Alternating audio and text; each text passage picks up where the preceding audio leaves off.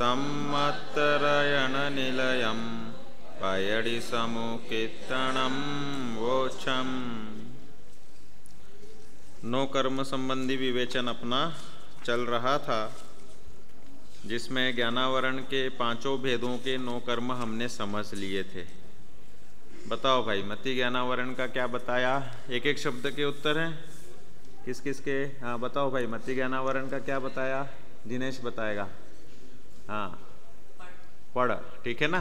प्राकृत में पड़ और हिंदी में पट या वस्त्र, कपड़ा, ठीक है। श्रुत ज्ञानावरण का क्या बताया भाई? नो कर्म बताओ, संदेश बता रहा है।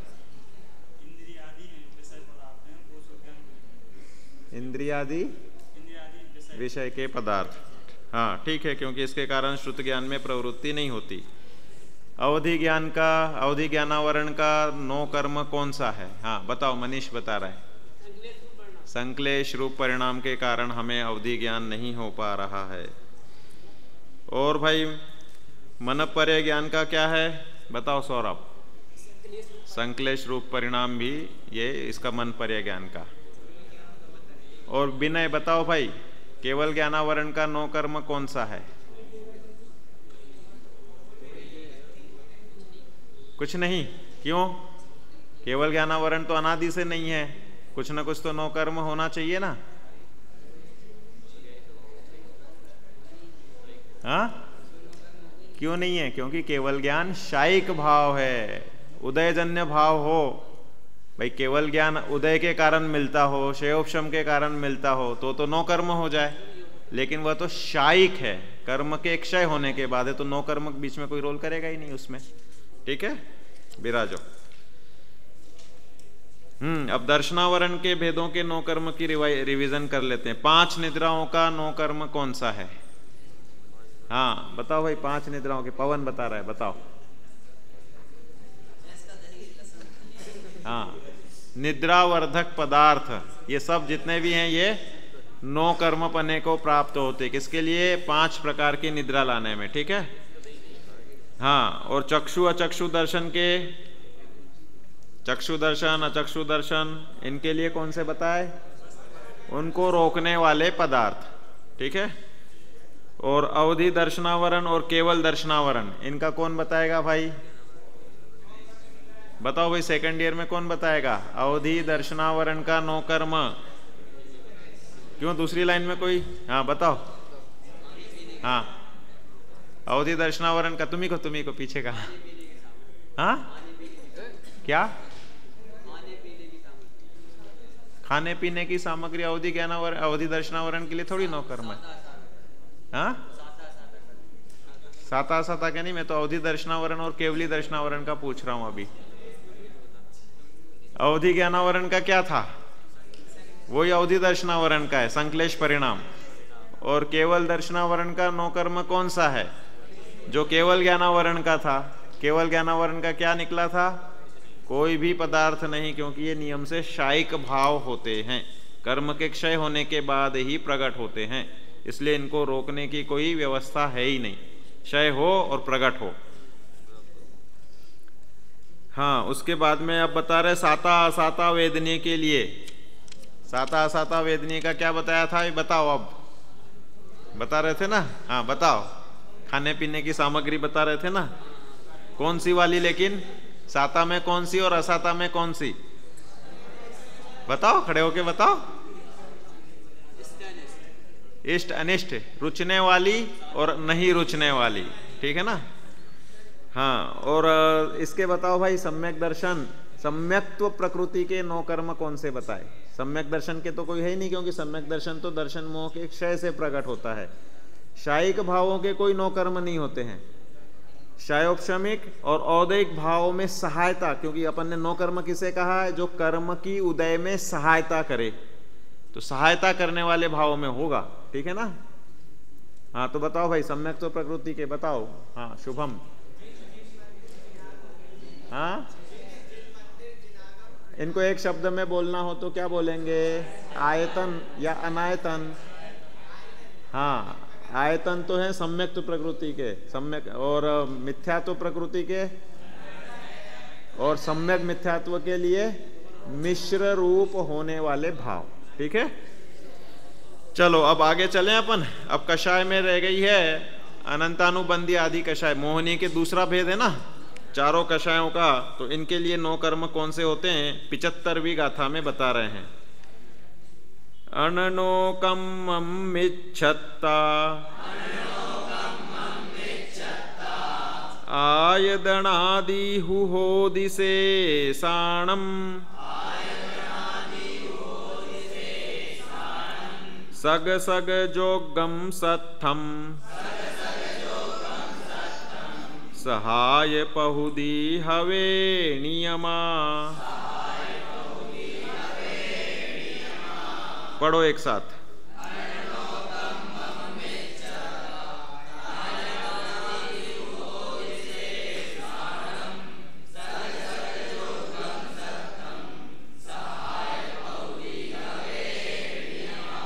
संस्कृत पढ़ो।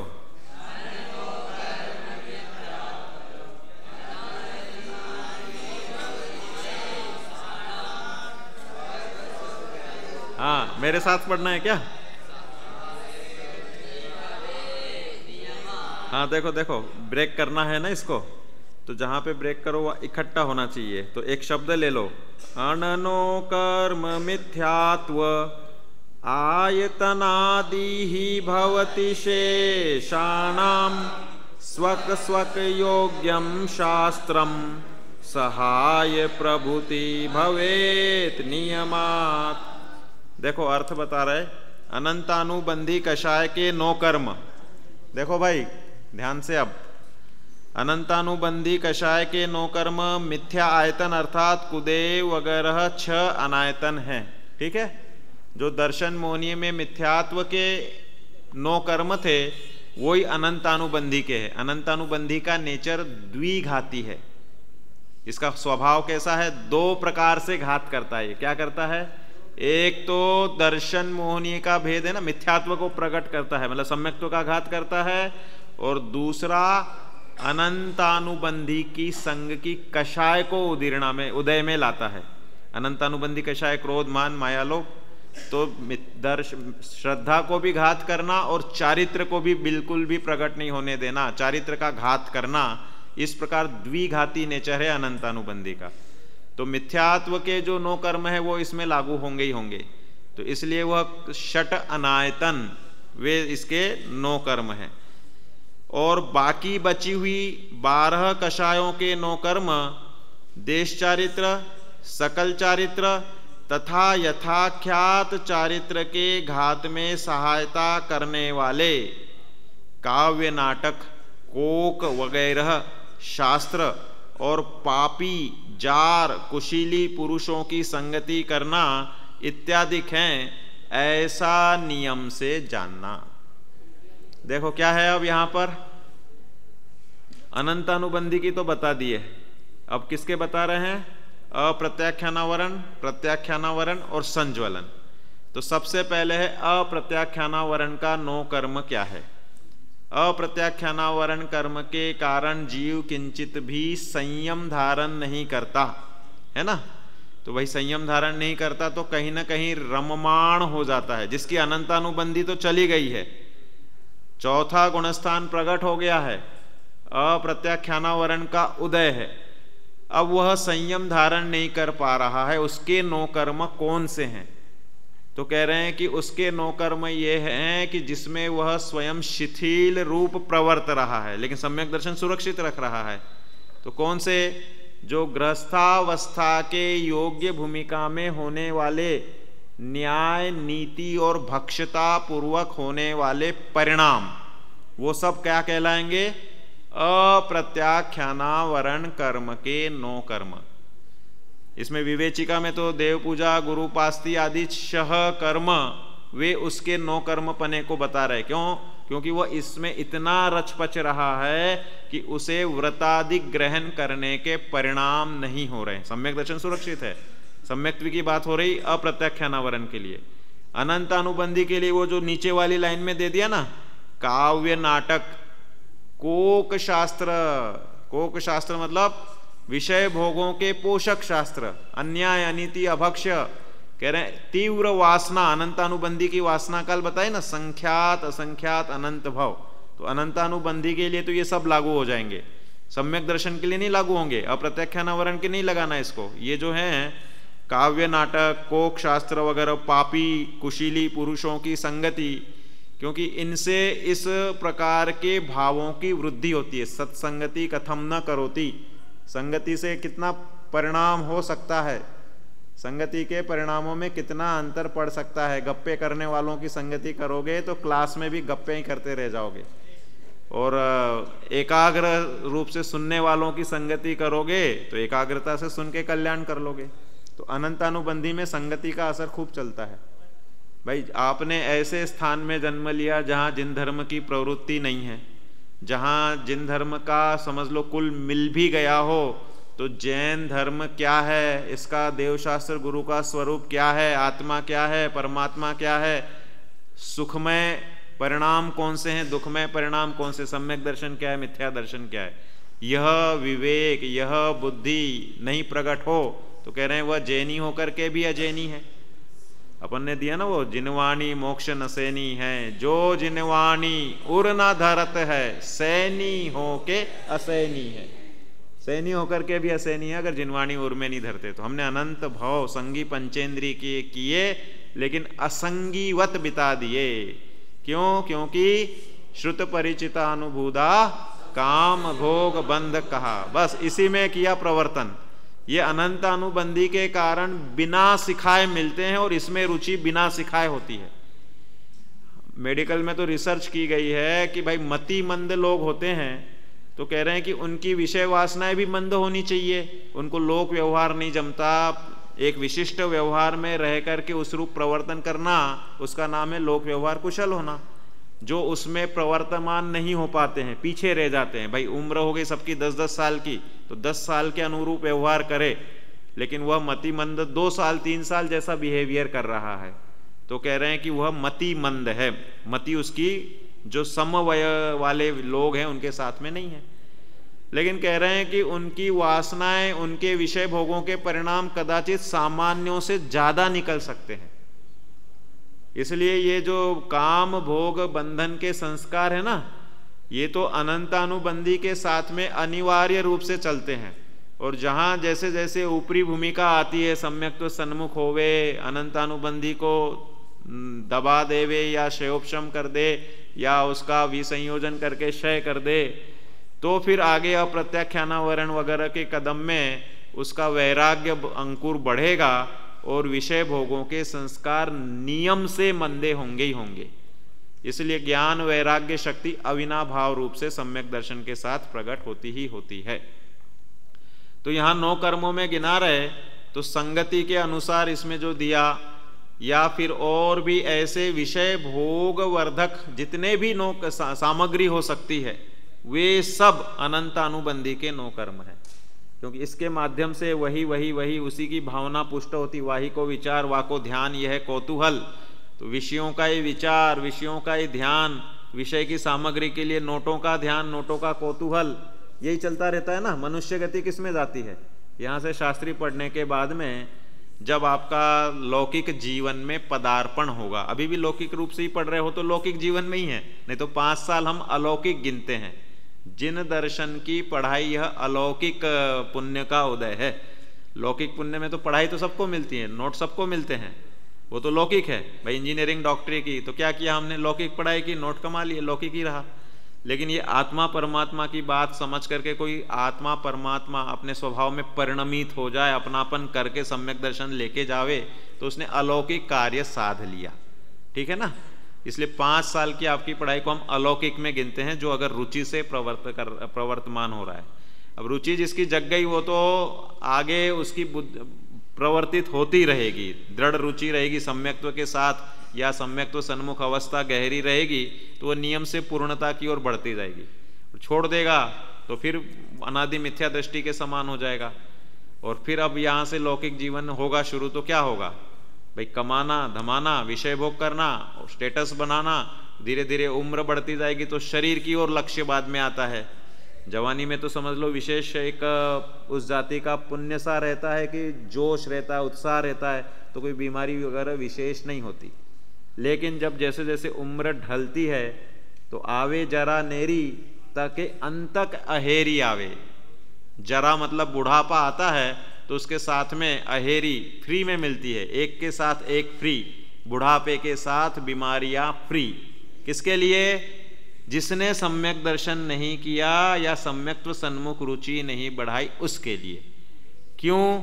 क्योंकि बुढ़ापे में होता है शरीर शिथिल और वासनाएं या भोगों की इच्छा, खान पान की इच्छा अधिक है तीव्र, तो क्या होता है? वो दुखी होता है। जिसने जीवन भर नोट कमाए और बहुत अनुकूलता भोगी, अब वह शरीर शिथिल हो रहा है, इच्छाएं तो बनी रही है, तो दुखी होता है। इसलिए योगसार में तो कहते हैं कि भाई वह रसायन सेवन कर लो तो आपको बुढ़ापा कभी इस भाव में आएगा ही नहीं। यदि जरा भी भय है तुझे इस जरा एवं मरण से, तो धर्म रस का पान कर हो जाए अजरा मर तू। योगिंदुदेव योगसार में कह रहे हैं कि अगर तुझे इस बुढ़ापे से डर लगता है ना, लौकिक जनों को बुढ़ापे से डर लगता है क्योंकि काया शिथिल हो जाती है और कमजोरी, थकावट, बीमारी, ये सब चीजें दिखती हैं, तो क्या करना? तो कह रहे हैं धर्म रूपी रसायन वालों को ये चीजें नहीं होती। ये सब चीजें होने का कारण क्या है? मानसिक श्रम हमारे शरीर को तोड़ देता है। मानसिक थकान, टेंशन, चिंता, अनर्गल विकल्प, मन को लगा लेने की आदत। किसी ने हमें कुछ बोला और हम उसको मन में लगा के बैठ गए, वेर बांध के बैठ गए, गांठ बांध के बैठ गए, तो कह रहे हैं कि वह गांठ जो रहती ना, वो अंदर ही अंदर अपने को हार्ट को तकलीफ देगी, तो हार्ट की डिसीज पैदा कर देगी। वह गांठ अगर गांठ का ही रूप ले लेगी तो कैंसर बन जाएगी।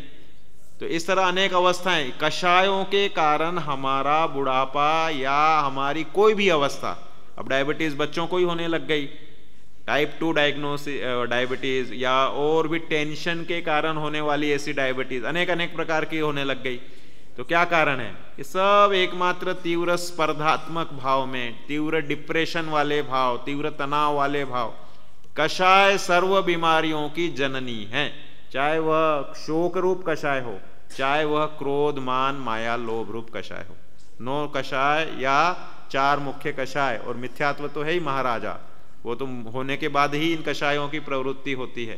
तो इन कषायों के कारण शरीर के स्वास्थ्य पे असर पड़ेगा, डाइजेशन बिगड़ेगा, रोग सर्व अग्नि मंद हो जाएगी, रोग सर्वेपि मंदेग नौ सुतराम उदराणी च। हमारे तो आयुर्वेद के सूत्र हैं ऐसे कि भाई रोग सब मंदाग्नि के कारण होते हैं, उसमें भी विशेषता उदर रोग हैं, वह मंदाग्नि के कारण होते हैं। तो ये सब चीजें होती रहती हैं। और सम्यक दृष्टि होता है वह अपने आत्म स्वभाव का भान रखता है और कर्म सिद्धांत का उसे ज्ञान होता है, तो वो इन 9 कर्मों से अप्रभावित रहता है। तो बुढ़ापा उसका कदाचित, एक तो बुढ़ापा आएगा तो भी वह स्वस्थ रहेगा। क्यों? क्योंकि विषय भोगों में इष्ट बुद्धि खत्म हो गई।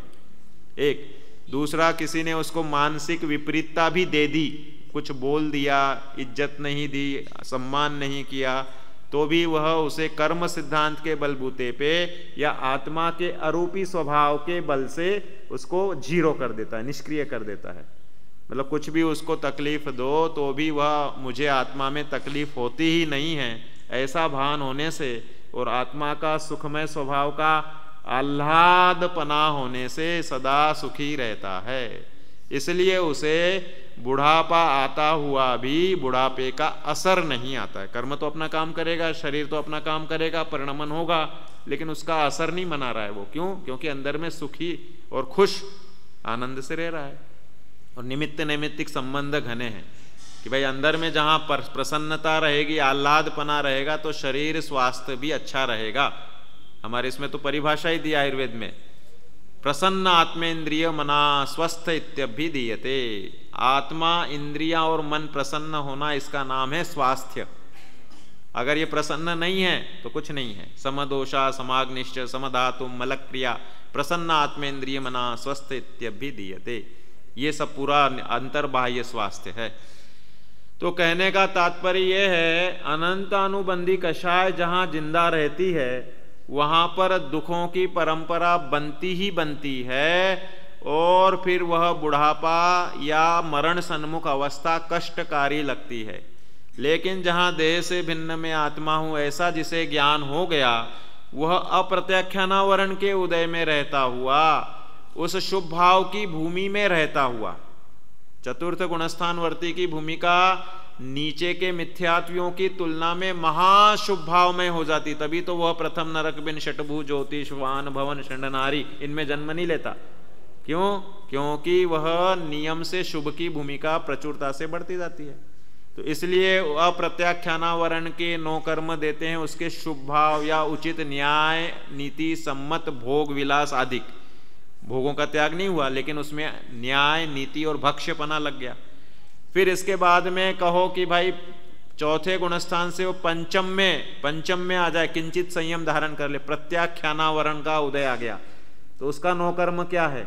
तो कह रहे 5वें गुणस्थान योग्य भूमिका में जो प्रतिमाओं का ग्रहण है, जो उसके उस संबंधी व्रतों का पालन है, अनुव्रतों का पालन है, वह उसमें रममाण हो रहा है, तो उससे ऊपर नहीं बढ़ रहा है। तो इसलिए प्रत्याख्यानावरण का 9 कर्म पंचम गुणस्थान योग्य दशाएं, और छठे गुणस्थान वो उसमें प्रत्याख्यानावरण भी गया संज्वलन, तो संज्वलन के लिए बोल रहे वो शुभ भाव की महाव्रत आहारचर्या आदि जो भी उनके भूमिका अनुसार होने वाले भाव हैं या श्रेणी नहीं हो पा रही है, उस संबंधी उनका छठे 7वें का जो आरोहण, संज्वलन लंबा चौड़ा है ना, 9वें गुणस्थान 10वें गुणस्थान सूक्ष्म सांपराय तक संज्वलन का उदय पाया जाना है, तो उस रूप में वह श्रेणी सन्मुख भूमिका या उस गुणस्थान के अनुरूप जो भाव हो रहे हैं उससे ऊंचा नहीं बढ़ रहे हैं, तो समझ लो वो भाव उनके 9 कर्म पने को प्राप्त हो रहे हैं। बहिरंग सामग्री जो रहेगी वह तदनुसार उसमें गिनी जाएगी, क्योंकि 9 कर्म सामग्री पुद्गल में बहिरंग लेनी है, परिणाम में अवस्था को नहीं लेना है, क्योंकि ये तो पुद्गल का वर्णन है ना। 9 कर्म द्रव्य कर्म को सहायता करने वाले जो भी सामग्री रूप वो हैं वे सब 9 कर्म पने को प्राप्त होते हैं। तो इसलिए यथाख्यात चारित्र के घात में वह संज्वलन जन्य के बाद में ये अथाख्यात चारित्र नहीं हो रहा, तो कह रहे उसके नीचे की जो भूमिका में सामग्री है उसके परिणामों की स्थिति है वह उसमें निमित्त रूप बनेगी। ये ऐसा नियम से जानना, हवे नियमा शब्द डाल दिया ना लास्ट में, हवे नियमा मतलब ऐसा नियम से जानना चाहिए। तो ये पूरे 25 कषायों के लिए यहाँ पर बताया। अब 25 कषायों में जो 9 कषाय रह गई उनकी गाथा ये आगे की आ रही है। थी पुंसंड शरीरम ताणम नो कम दौवकम तु वेलंबको सुपुत्तो हस्सरदीणं चणो कम्मम। पढ़ो एक साथ।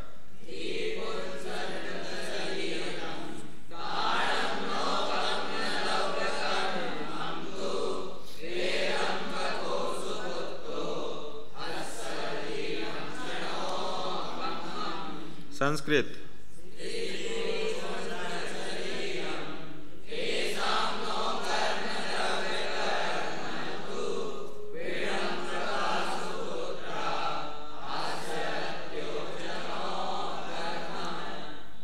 स्त्री वेद का 9 कर्म स्त्री का शरीर, पुरुष वेद का 9 कर्म पुरुष का शरीर, और नपुंसक वेद का 9 कर्म द्रव्य कर्म, उक्त दोनों का कुछ कुछ मिश्रित चिन्ह रूप नपुंसक का शरीर है। हास्य कर्म के 9 कर्म विदूषक या बहुरूपिया वगैरह हैं जो कि हंसी ठट्ठा करने के पात्र हैं। रति कर्म का 9 कर्म अच्छा गुणवान पुत्र है, क्योंकि गुणवान पुत्र पर अधिक प्रीति होती है ना। ये संसार के स्वरूप हैं, सब एक एक गिना दिया इन्होंने। उपलक्षण से हम इसका विस्तार कर सकते हैं कि भाई रति कर्म, रति अर्थात किस पे प्रीति होती है, इसमें आज्ञाकारी पुत्र दिया, गुणवान पुत्र दिया। और भी हमारे जैसे जैसे अनुकूलता के भाव होते जाते हैं, भाई मकान अच्छा बन गया तो उसमें प्रीति हो गई, गाड़ी अच्छी मिल गई तो उसमें प्रीति हो गई, ऐसे कोई ड्रेस अच्छी लगती है तो उस पर प्रीति रहती। तो रति कर्म के ये सब 9 कर्म हैं। 9 कषाय, रति नाम की 9 कषाय है ना, हास्य रति। हास्य का क्या है, कह रहे हैं विदूषक। अब मिलते हैं क्या विदूषक, जोकर मिलते हैं क्या अब तो सर्कस वाली ही स्थितियां बहुत कम रह गई। पहले चलती थी खूब सर्कस वगैरह, तो उसमें स्पेशल विदूषक होते थे, जोकर होते थे जो हंसाने का ही काम करते थे। अब तो अनेक अनेक प्रकार से उसका स्वरूप बदल गया, अब तो हंसने वाले विरले हो गए। हमारे स्वास्थ्य के हिसाब से अगर आप हंसते हैं तो चेहरे के लगभग 60 मसल 60 पेशियों पे ऑक्सीजन का अच्छा सप्लाई होने लायक मूवमेंट हो जाती है। इसलिए हास्य एक थेरेपी है, चिकित्सा है। प्रसन्न वदना, अगर प्रसन्न वदन रहते हैं तो आपके चेहरे की ग्लो, कांति अच्छी रहेगी। और अगर प्रसन्न वदन नहीं रहते हैं तो समझ लो कि वह दुखी, खिन्न, मुरझाया हुआ, धीरे धीरे उसमें झुर्रियाँ जल्दी आएगी। शोकग्रस्त व्यक्तियों को झुर्रियाँ जल्दी आएगी, टेंशन डिप्रेशन वाले रहने वालों को झुर्रियाँ जल्दी आएगी। ऐसी अनेक अवस्थाएं बनती हैं। तो आप कह रहे हैं भाई हास्य के 9 कर्म जुटाओ अगर आपको स्वास्थ्य रहना है तो कह रहे हैं लेकिन हास्य तो कषाय है, उस कषाय को बढ़ाने वाले 9 कर्म। हमारा जीवन कषायों के आश्रित ही तो है। अगर हमारा मान पुष्ट होता है, जैसे आप इस सभा में आ गए तो सबको बराबर सम्मान किया जा रहा है और 1 2 4 जनों को छोड़ दिया जाता है, तो उनकी हालत कैसी हो जाती है? सोचते हैं अब हमें आना ही नहीं था या कभी आएंगे ही नहीं। ये होता है ना। मान कषाय अगर पुष्ट नहीं हो तो जीव का जीना मुश्किल हो जाता है।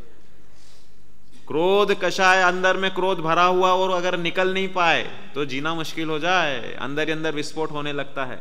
क्रोध, मान, माया, लोभ, नोट चाहिए, नोट नहीं आ रहे तो ऐसा डिप्रेशन, ऐसा टेंशन रहता है कि मानो जीवन निष्फल हो गया। आर्थिक तंगी के कारण पेपर में उठाओ 1 2 आत्महत्याएं रोज 2 4 दिन में होती रहती है। तो ये सब क्या है? लोभ की परिणति पूरी नहीं हो रही, तो ऐसा है। तो हमारी कषाय पूर्ति से हम सुखी होना मानते हैं। उसमें दिए ना मोक्ष मार्ग प्रकाशक में, कषाय पूर्ति से सुखी होना मानता है, विषयों की इच्छा हुई विषय पूर्ति से सुखी होना मानता है, झपट्टे मारता है। ये सब अवस्था है अपनी। तो इसलिए ये 9 कर्म है सब, जितने भी झपट्टा मार वृत्ति के लिए हमारी सामग्री है वो सब चारित्र मोह के भेद अंतर्गत। भाई हमें अब जैसे वेद कषाय का उदय, ये जो जितने भी खूंखार अपराध, जितने भी जघन्य अपराध होते रहते हैं वह वेद की उदीर्णा में नहीं मिलता है, तो ऐसे बलात्कार आदि घटनाएं होकर के महा से महा दुष्ट कर्म करने तैयार, जहाँ साक्षात फांसी की सजा का प्रावधान है तो भी करता है। क्यों? कषाय पूर्ति नहीं होती। कषाय का दुख मरण के दुख से भी ज्यादा भाषित होता है, इसलिए मरण को अंगीकार कर लेते हैं। तीव्र क्रोध में आगी लगा के मर जाते हैं, तीव्र क्रोध में रेल के आगे आके खड़े हो, एक थोड़ी सी सुई लगाओ तो कितना दर्द, और वो रेलवे के सामने खड़ा होकर के पूरी ट्रेन उसके सामने से गुजरे, उसके चिथड़े उड़ जाएं, उतने सब वेदना को सहन करने तैयार हो जाता है। एक उंगली अगर आप उबलते हुए पानी में डालो तो 2 मिनट 5 मिनट में कैसी हालत हो जाए। 2 मिनट क्या 10 सेकंड के बाद ही वो उंगली अपने आप रिफ्लेक्स एक्शन के कारण बाहर निकल आएगी, और वो उसमें आग में जल करके और 15 मिनट 20 मिनट जितने देर में आयु पूर्ण होनी हो और पुद्गल का परिणमन होना हो, इतनी वेदना सहन कर लेता है। और आत्माश्रय से जो कोई अग्नि का उपसर्ग सहन कर ले तो उसमें आश्चर्य क्या है? क्योंकि आत्माश्रय में तो सुखानुभूति है और इधर तो साक्षात दुखानुभूति है। किसमें? ये जलने वगैरह में मर रहे, लेकिन वो कषाय के दर्द को सहन नहीं कर पाता है तो जल करके भी मरना चाहता है। इसलिए सबसे ज्यादा 3 लोक में वेदना किसकी है? कषाय की। और कषायों में किंग है अनंतानुबंधी कषाय।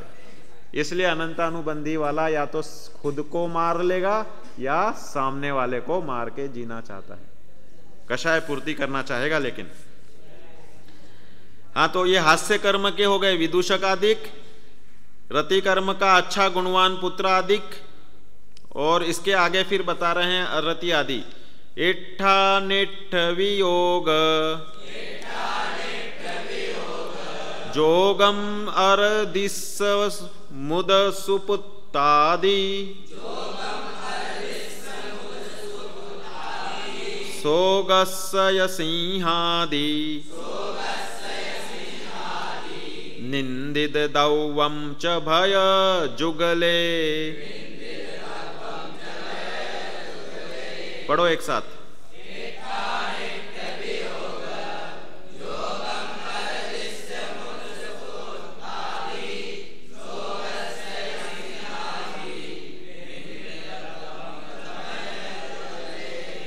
हाँ, संस्कृत। इष्ट निष्ट वियोग योगः अरते मृतसुपुत्रादयः शोकस्य च सिंहादयः निंदित द्रव्यम च भय युगले। अरति कर्म का नो कर्म द्रव्य इष्ट का प्रिय वस्तु का वियोग होना और अनिष्ट अर्थात अप्रिय वस्तु का संयोग होना है। इष्ट वियोगज और अनिष्ट संयोगज। आर्त ध्यान के भेद बता रहे ना शैलेश और प्रशांत, आर्त ध्यान के भेद है ना ये, इष्ट वियोगज और अनिष्ट संयोगज। तो ये जो है ये सेम टू सेम अरति, अरति में ये अप्रिय है ना, इसके नौ कर्म हो गए। अरति नाम की नौकशाय जो है अप्रिय वस्तुओं का जो संयोग होना वह, और इष्ट का वियोग होना। लॉस लग जाए, शरीर में कोई वेदना हो जाए तो अनिष्ट संयोग हो गएगा ना हमारे लिए। और इष्ट का वियोग, लॉस मतलब अनुकूल हमें इष्ट था धन और धन निकल गया तो उससे दुखी हो गए, तो ये अरति। शोक का नो कर्म द्रव्य सुपुत्र स्त्री वगैरह का मरना है और सिंह आदि भय के करने वाले पदार्थ भय कर्म के नो कर्म द्रव्य हैं तथा निंदित वस्तु जुगुप्सा कर्म की नो कर्म द्रव्य हैं। पूरे कर्मों का बता रहे हैं। क्या बता रहे हैं अब इसमें? शोक, शोक दिया ना, दुख शोक ताप आता, दुख शोक ताप आक्रांदन वध परिदेवनानी आत्म पर उभय स्थानानी असद्वेदस्य। शोक करना, पश्चाताप करना, ये सब क्या है? आर्त ध्यान है, पापाश्रव के कारण है। वर्तमान में असाता का उदय भोग रहा है, आगे भी असाता बांध रहा है, आगे भी उसको फिर से वैसी तकलीफें बनेंगी। तो यहां तो बता रहे हैं कि नो कर्म क्या है, तो कह रहे हैं कि शोक के इसमें सुपुत्र सुस्त्री आज्ञाकारी स्त्री, कुस्त्री हो तो कोई दिक्कत ही नहीं है। कुस्त्री मतलब जिससे झगड़ा होता हो, अप्रिय हो, तो सोचता है कि कब वियोग हो। ऐसे भी होते हैं, बहुत सारे मिलते हैं ना ऐसे उदाहरण। तो कहने का तात्पर्य यह है कि जो हमें इष्ट है उनका वियोग हो जाना, इसका नाम है शोक। उसके कारण हम दुखी होते हैं, खेद खिन्न होते हैं, चाहे वो धन हो, चाहे हमारी अनुकूल विषय भोग सामग्री हो, चाहे वह मकान दुकान जितनी भी द्रव्य सामग्री हो, इनके वियोग में जीव शोक करता है। तो वो शोक के नौ कर्म सामग्री पने को प्राप्त हुआ। भय वाले कौन से हैं? अब साहब सिंह तो मिलते नहीं है, सिंहादिक सैनी है क्रूर निबल पशु या हम तुमको खाए भूर। वो मकबूल था, मकसूद था, वो जो गिर गया था बेचारा उसमें पे, तो उसको खा गया वो शेर। तो कहने का तात्पर्य है कि भाई ऐसा तो लाखों में एक हाथ हुआ ना। अब सिंहादिक नहीं रहे तो अब क्या रहे? भय के। तो कह रहे भय के अब रूप बदल गए। आतंकवाद, बम विस्फोट ना हो जाए, कहीं आग न लग जाए, कहीं भूकंप ना हो जाए, कहीं सुनामी ना आ जाए, ये सब भय के रूप हो गए ना आजकल, ऐसे अनेक प्रकार से, ठीक है ना। तो ये सब किसके सामग्री है? न किसके नौ कर्म है? भय की। और निंदित वस्तु कह रहे हैं जुगुप्सा, स्वच्छता अभियान कराना पड़ा उसके पीछे कि भाई ये जो मल मूत्र आदिक हैं, कचरा आदिक है, ये सब इसको देख के हमें नफरत होती। जुगुप्सा मतलब क्या? किसी वस्तु को देखकर ग्लानि करना। तो ग्लानि के लिए जो जो निमित्त हो सकती है वो समग्र सामग्री जुगुप्सा कर्म का नौ कर्म है, ठीक है ना। अब आयु कर्म के भेद और उनके नौ कर्म भेदों के, उनके नाम कर्म के भेदों का प्रारंभ करते हैं। तो एक बार अपन 78 नंबर की गाथा ले लेते हैं, इसमें विषय थोड़ा सा आ जाएगा। निर्यायुष अनिष्ठ आहारो से साण मिठ मन्नादि गदिनो कम्मं दौवम चौगदीणम हवे खेतम। पढ़ो।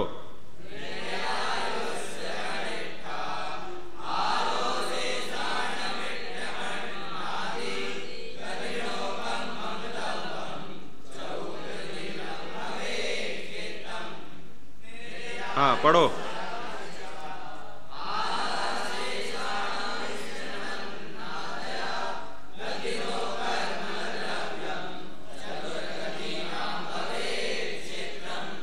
अनिष्ट आहार अर्थात नरक की विषरूप मिट्टी आदि नरकायु का 9 कर्म द्रव्य है। देखो, आयु अपने एक विशिष्ट निमित्त नैमित्तिक संबंध के कारण आहार आदि के माध्यम से टिकती है। तो आहार अलग अलग गतियों में अलग अलग प्रकार का होता है।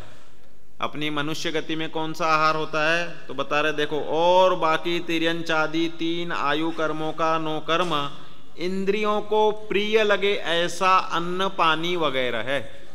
इंद्रियों को प्रिय लगने वाले अन्न पानी जीव टू जीव वेरिएबल होते हैं। तिर्यंच गति में अलग अलग प्रकार के अन्न पानी के प्रिय रखने वाले तिर्यंच होते हैं। गाय को घास वगैरह अच्छी लगेगी और सुअर का अलग आइटम रहता है, और बाकी और भी ऐसे सिंहादिक को अलग मांसादिक प्रिय होते हैं। मतलब तिर्यंच गति में ही प्रिय अन्न पान अलग अलग हो जाते हैं, ठीक है ना। और मनुष्य गति में उसमें भी इष्ट भोजन, देवगति में मानसिक आहार, और नरक गति का क्या भोजन है। तो ये देखो, इस गाथा में टीका में स्पष्ट कर दिया, विषरूप मट्टी, मट्टी मतलब मिट्टी, मिट्टी आदि नरकायु का 9 कर्म द्रव्य है। नरकायु के 9 कर्म द्रव्य। नरकायु किससे टिकती है? कह रहे हैं कि वह आयु तो अपनी ओर से टिकती ही टिकती है, लेकिन उसको निमित्त रूप से वहाँ की जो विषयुक्त विषरूप मिट्टी होती है वो खा के नारकी अपना जीवन जीते हैं। 3 लोक को नाज जो खाए तो पण भूख कणा न लहाए। एक कणा नहीं मिल रहा है, भूख भी मिटेगी नहीं उनकी, मतलब आहार मिल भी जाए तो भी भूख नहीं मिटेगी। और 3 लोक का अनाज, 3 लोक में अनाज होता है क्या? अनाज तो केवल मध्य लोक में ही होता है। उसमें भी वैरायटी युक्त अनाज सिर्फ मनुष्य गति में ही पाया जाता है। इष्ट अनेक अनेक प्रकार के व्यंजन युक्त विधिवत अनाज जो है वह मनुष्य गति की मुख्यता से ही 2.5 द्वीप में ही पाया जाता है। बाकी तिर्यंचादिक भी भोजन करते हैं तो उनके लिए भी अनाज की व्यवस्था अपने संपूर्ण स्वयंभू रमण समुद्र पर्यंत पाई जाती है। तो कह रहे 3 लोक में कदाचित पूरा 3 लोक भर के अनाज बना दो आप पुद्गल, और वो एक नारकी को दोगे तो वो खा जाएगा पूरा और फिर भी उसकी भूख नहीं मिटेगी। इतनी भूख तेज लगती है। यहाँ भूख बढ़ाने की दवाई ले लेके भूख बढ़ाने के लिए लोग कोशिश करते हैं, नरकों में जाने के बाद में कोई दवाई की जरूरत नहीं पड़ेगी और पूरे सागरों की आयु तक भूख ही भूख बढ़ी रहेगी है कि नहीं। तो भूख की स्थिति अलग अलग प्रकार की। देवों में कह रहे हैं उनको भूख, ये इन पुद्गल के अनाज की जरूरत ही नहीं, कौलाहार की जरूरत ही नहीं है, सहज मानसिक आहार से तृप्त हो जाते हैं। और जितने जितने अधिक आयु वाले देव उतने उतने लेट और उतना उतना अल्प उनका आहार। अरे मनुष्य गति में भी भोग भूमि में आंवला, बदरी और बेहड़ा प्रमाण है ना, इतना इतना सा आहार लेकर के और 3 दिन 3 दिन 2 दिन 1 दिन के अंतराल से खाना, इतना अल्प आहार में सुखी रहते हैं। इसलिए भोजन में सुखी होने की बुद्धि मानना उचित नहीं है। अगर भोजन से सुख होता तो देवलोक में भोजन की कमी नहीं होनी चाहिए थी, तो वहाँ तो वो भोजन ही नहीं करते। और भोग भूमि में जहाँ इतना लंबा चौड़ा 3 कोश का, 2 कोश का, 1 कोश का शरीर, वहाँ पे वो इतना सा बदरी के समान, आंवले के समान और बेहड़े के समान वो भोजन करते हैं और तृप्त रहते हैं। 3 दिन तक, 2 दिन तक और 1 दिन तक नहीं करते हैं। इससे सिद्ध होता है भोजन के प्रति हमें गृध्यता करना उचित नहीं है। तो तीनों आयु कर्म का 9 कर्म इंद्रियों को प्रिय लगे ऐसा अन्न पानी, और गति नाम कर्म का 9 कर्म द्रव्य 4 गतियों का क्षेत्र अर्थात स्थान है। 4 गतियों के स्थान है ना भाई। अपनी गति का कौन सा स्थान है? मनुष्य गति कौन से स्थान में पाई जाती है? 2.5 द्वीप 45 लाख योजन प्रमाण क्षेत्र है, वह मनुष्य गति का क्षेत्र है। उसमें यद्यपि बीच में जो लवणादिक समुद्र हैं, इनमें मनुष्य गति के लोग कम रहते हैं, जाते तो हैं, घूमते फिरते हैं, मोक्ष जाने वाले वहां से भी गए हैं। सिद्धशिला पर 45 लाख योजन में ऐसा कोई स्थान हो जहाँ पे साहब 1 सेंटीमीटर जगह हो जहाँ एक भी सिद्ध महाराज नहीं विराज रहे? कह रहे नहीं, संपूर्ण स्थान से मेरू की चोटी से लेकर के संपूर्ण रूप से, मतलब मेरू पर्वत जो 1 लाख योजन का है, उसकी नीचे की समझ लो जो भी स्टेप्स वगैरह हैं, संपूर्ण स्थानों से, उसके स्थान तो ऐसे बन जाएंगे ना, भले नीचे चौड़ा है, ऊपर है, आकाश में जगह है, सर्वत्र है ना, तो ऐसा कोई स्थान नहीं है 45 लाख योजन का जहां से कोई मोक्ष नहीं गया। मतलब मनुष्य क्षेत्र पूरा 45 लाख योजन प्रमाण होगा। तिर्यंचों का कितना क्षेत्र है? संपूर्ण मध्यलोक और उपलक्षण से कौन सा? स्थावरों को ले लो, तो पूरा का पूरा लोकाकाश तिर्यंचों का क्षेत्र है। हो गए। देवलोकों का कौन सा क्षेत्र है? कह रहे हैं कि भाई देवलोक ऊर्ध्व वाले तो हैं ही, नीचे यहाँ पर ये जो खर भाग है इस अपनी रत्न प्रभा का पंख भाग, पहला तो खर भाग, फिर पंख भाग, फिर अब्ब बहुल भाग। तो कह रहे पंख भाग तक भवनवासियों के आवास हैं, वहां से लेकर के 8वीं ईशत प्रागभार पृथ्वी के 12 योजन मात्र नीचे तक सर्वार्थ सिद्धि के देव जहां विराजते हैं वह संपूर्ण देवों का क्षेत्र गिना जाता है। और कौन सा रह गया फिर? नरक। नरक का क्या है?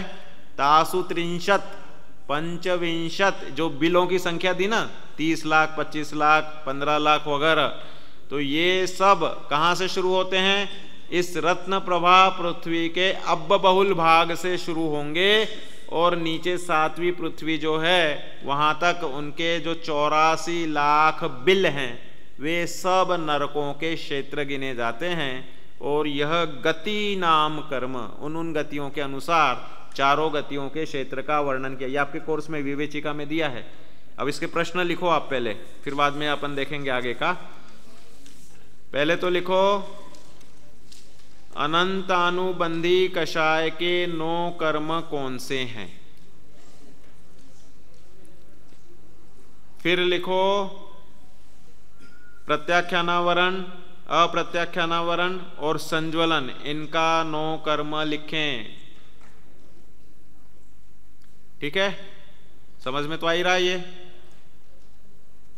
9 कषायों के 9 कर्म लिखें। देखो ये संक्षिप्त उत्तर वाले प्रश्न बन गए। ये 9 कषाय में आपको एक एक लिखना पड़ेगा। 2 गाथाओं का सार आ जाएगा इसमें, 76 और 77, कि भाई 9 कषाय में हास्य, रति, अरति, शोक, भय, जुगुप्सा और तीनों वेद, तो उनके एक एक लगा के सामने डैश करके आपको इसमें जो ग्रंथ में दिए वो लिखना है।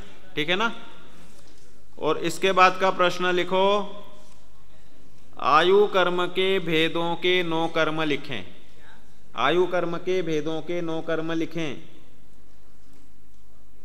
तो अब आपको आयु कर्म के भेद मतलब कौन से हैं? आयु के भेद 4 आयु हैं, उनका भेद लिखो, उसके सामने उनके 9 कर्म लिखो। नरकायु विषरूप मिट्टी, मनुष्यायु इष्ट अनिष्ट अन्नपान, इष्ट अन्नपान प्रिय, अनिष्ट नहीं, वो तो साता साता में इष्ट अनिष्ट है। और इधर तिर्यंच वो लिखना, देवो मानसिक आहार जो है वो।